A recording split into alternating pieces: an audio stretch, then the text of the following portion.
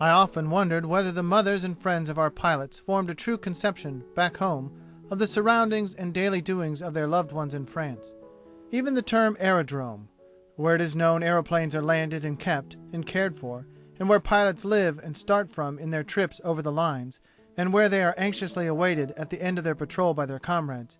Even aerodrome must convey a more or less uncertain picture to those who have never actually seen one. Picture in your minds a smooth field covered with sod and occupying a situation near a town or good highway. It is on a comparatively level ground, and it is square in shape, and each of the four sides is about half a mile in length. Such a field accommodates very nicely 4 squadrons of fighting machines, which means 80 or 90 aeroplanes and as many pilots. The road skirts one side of the square. Close to the road in each corner of the square are placed 2 large sheds or hangars to house the airplanes. Each hangar will hold comfortably 10 or 12 machines of the small type. There they will spend the night, and each machine is carefully inspected by the mechanics who belong to it. Each pilot has 3 mechanics who are responsible for his airplane, and it is seldom that any defect can escape their jealous attention. Around the edges of the field, then, these 8 or 10 large hangars stand facing inwards, with wide open doors through which the airplane can pass onto the ground. A short distance away, the mess and sleeping quarters for the officers of each squadron are situated. As there are but 20 pilots to each squadron, the officers of 2 squadrons frequently mess together. The enlisted men, including the mechanics, truck drivers, workmen, and servants, occupy quarters of their own at a little distance behind the hangars. As each squadron requires almost 200 enlisted men to take proper care of its many details, it is seen that the entire personnel of the average aerodrome group numbers quite 1,000 men, when the headquarters, searchlight company, telephone squad, lighting plant, Red Cross, and YMCA personnel are added to it. The anti-aircraft gunners who have charge of the defense of the aerodrome against enemy raids are not attached to the air service and are not properly part of the aerodrome membership. Such then is the rough arrangement of the pilot's aerodrome. From the sky, an aerodrome can be seen many miles away by an experienced observer, and although every effort is made to camouflage hangars, huts, and aeroplanes, no flying fields can long be in use by either side before they are discovered by the enemy. We were but 3 weeks in the Villeneuve aerodrome, and during that time the weather was so severe that comparatively little flying was undertaken by the first of our American pilots who formed this unit. March 1918 had snowstorms, heavy rains, and high winds. Our aeroplanes were not of the best, and they had not yet been fully equipped. An amusing episode occurred in this connection, which seems funnier now than it did at the time. The French authorities very kindly made arrangements to help train the new pilots of our squadron in combat fighting over the lines. Accordingly, every day or two an experienced French airman would drop down upon our field and take away with him 2 of our inexperienced freshmen for a trip into Germany, just as Major Lufbery had taken Campbell and myself. Naturally, all of our pilots were anxious to go. After 2 weeks patrolling over enemy territory in this manner, you can imagine the consternation of these French flight leaders when they discovered that the American machines which had accompanied them carried no airplane guns. Our machine guns had not yet arrived. Fortunately, the Boche didn't know it, and no encounters had taken place. But the idea of this dummy fleet carrying on such a gigantic bluff over enemy lines was as comic to us as was the story of the wooden ships of the British Navy which had deterred the German fleet from leaving harbor. The Frenchmen, however, couldn't understand this sense of humor. It was at this period that we lost one of my dearest friends and a commander who was respected and loved by all the pilots. Captain James Miller had left family and home and a prosperous business in New York to serve his country over the battlefields of France. He was a light-hearted, lovable companion, but I had long ago discovered the stern, determined qualities of his character. He had often told me his greatest desire was to go into the skies and win a combat against an enemy aviator. The long delays in Paris irritated him, and his work in organizing the aviation school at Aerodrome for the training of American pilots did not satisfy him. He burned for an opportunity to get over the lines in a fighting plane. I found Captain Miller at the Villeneuve Aerodrome when I arrived there on March 4, 1918. He had command of the fighting squadron adjoining mine, the 95th. But he had no machines and no equipment, and apparently he was as remote from air combats there as he had been in Paris. Still dominated with the one idea of getting into a fight with the enemy, it was especially difficult for him to be patient. One day, towards the middle of March, we received a visit from Major Johnson and Major Harmon, who were then temporarily attached to one of the French Spad squadrons in the vicinity. I shall never forget the boyish delight with which Captain Miller came to me after their departure and confided to me what he considered the most cherished secret in his life. Major Davenport Johnson had promised him that he might call at his aerodrome the following day and take a flight over the lines in one of their machines. He was ecstatically happy over the prospect. I never saw him again. The following evening we were notified through military channels that Captain James Miller was missing. Not until several days later did I learn the details of his disappearance. Then I learned that Major Johnson himself had accompanied Miller on his first flight, and that they had passed over Reims and proceeded towards the Argonne forest, the very same patrol on which Lufbery had taken me but a few days before. 2 squadrons of enemy machines were discovered some distance within the enemy lines, and Miller, not observing them, flew in and was attacked. The enemy airplanes were 2-seaters, carrying machine guns in front and behind. Major Johnson did not warn Miller, but returned to his field and landed, stating that his guns had jammed. Captain Miller was never seen again. A month later, a German official report reached us that Captain James Miller of the American Air Service had been wounded in combat and had fallen within German territory, where he died a few hours later. Poor Jim! He was the first and most sorrowful loss that had come to our new group. Then it was I learned that I must not permit myself to cherish friendships with my pilot comrades so intimately that their going would upset the work I had to do. For every aviator's day's work included the same risks that had cost Jim Miller his life. If one permitted constant anxiety for friends to weigh down one's spirits, one could not long continue work at the front. These days of March 1918 were trying ones for our allies in the British and French armies. It was known that the enemy was preparing for a conclusive and tremendous push within a few days, with which to gain the Channel ports against the British, before the troops from the United States could be in position to aid them. The Germans knew better than our own countrymen at home knew just how difficult would be our preparations for a really important force of aeroplanes. They had seen the spring months pass, and instead of viewing with alarm the huge fleet of 20,000 airplanes sweeping the skies clear of German Fokkers, they had complacently witnessed the Fokkers occupying the air back of our lines whenever they desired it, with never an American plane to oppose them. On March 21, 1918, the great German attack was launched against the British in the north. We had heard serious rumors about the numbers of prisoners captured by the Huns and the rapid advances they were making in each push. Our aerodrome at Villeneuve was at the time but 18 miles from the lines. In clear weather we could distinctly see our line of observation balloons, which stretched along the front between us and the lines. The booming of guns sounded continuously in our ears. On March 30th we were ordered to move our squadrons to another aerodrome farther away from the front. We went to Épiée that day, where we found ourselves about 30 miles from the lines and still with no machines with which we might hope to stem the alarming advance of the enemy. Here at Épiée, the 94th Squadron was joined by Captain James Norman Hall, the author of Kitchener's Mob and High Adventure.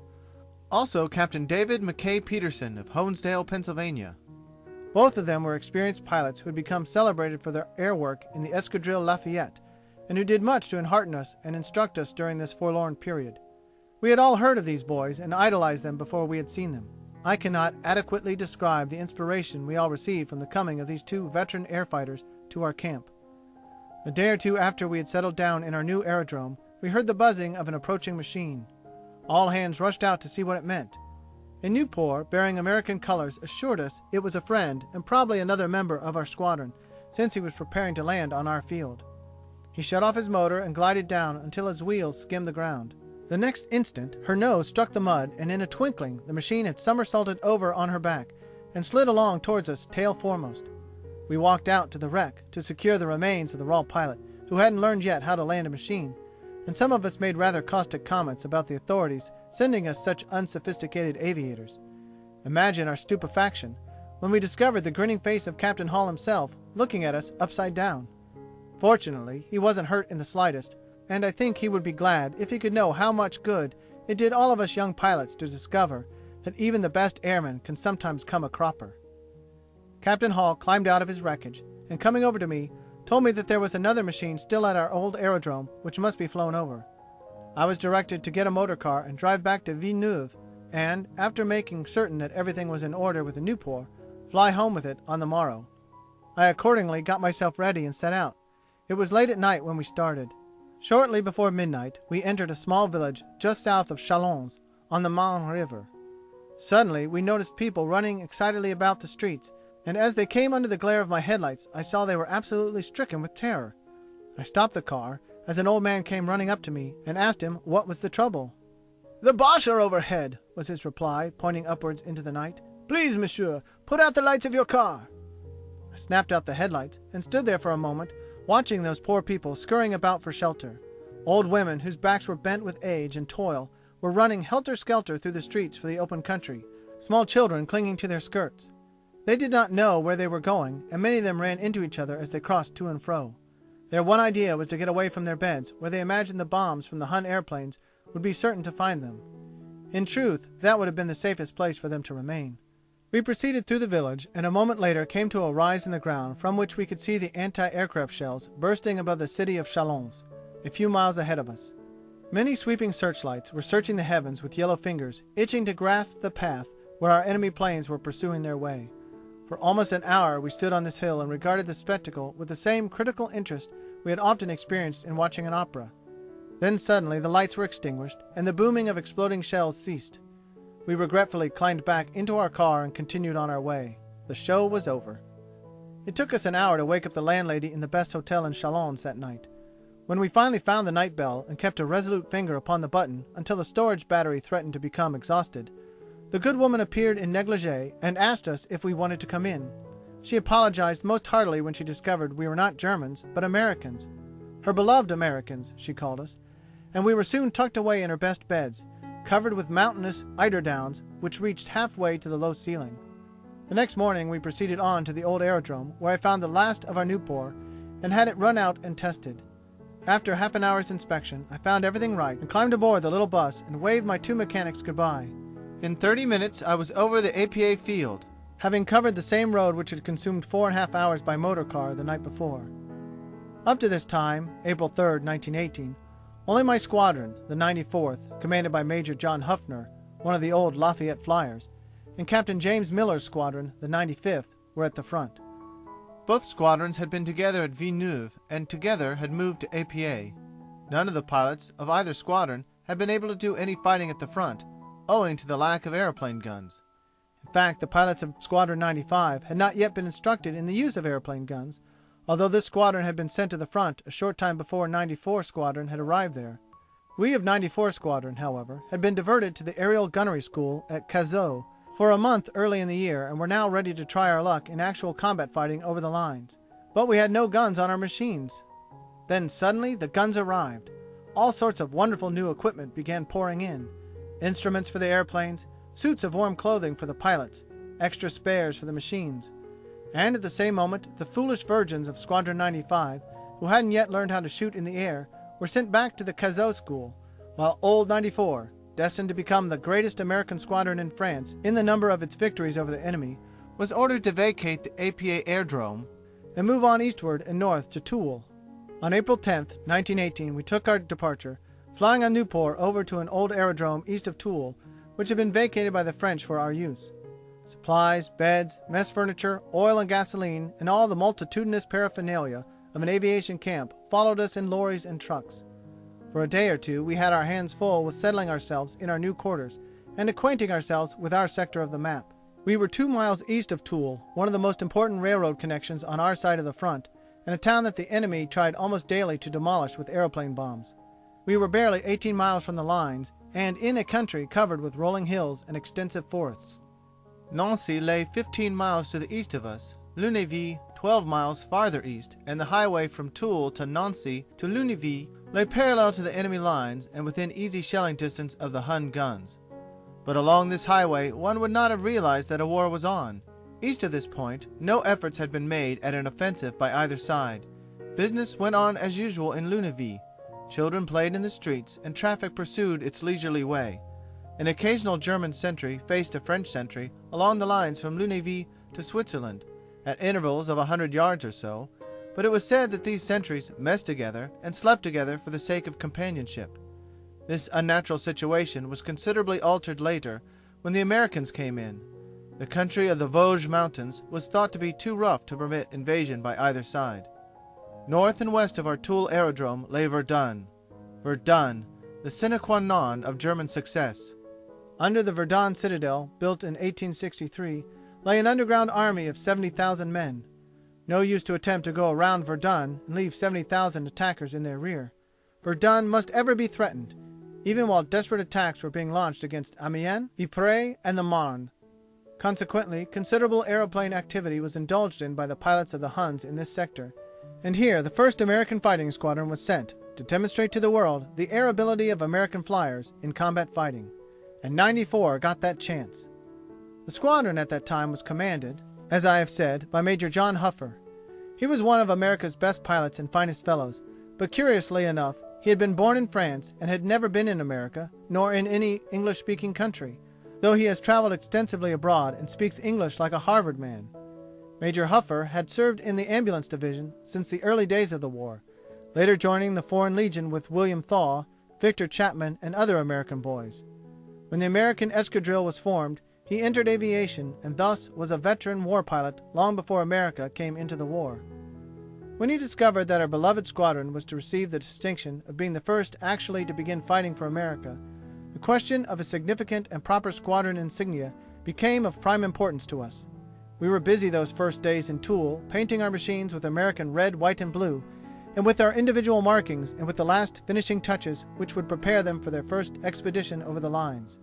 Then came the ideas for our insignia. Major Huffer suggested Uncle Sam's stovepipe hat, with the stars and stripes for a hatband. And our post surgeon, Lieutenant Walters of Pittsburgh, Pennsylvania, raised a cheer by his inspiration of the hat in the ring. It was immediately adopted, and the next day designs and drawings were made by Lieutenant John Wentworth of Chicago, which soon culminated in the adoption of the bold challenge painted on the sides of our fighting machines, which several scores of enemy airmen have since been unfortunate enough to dispute. Toul then saw the launching of America's first fighting squadron, and it was from this aerodrome that I won my first 5 victories in the following 30 days.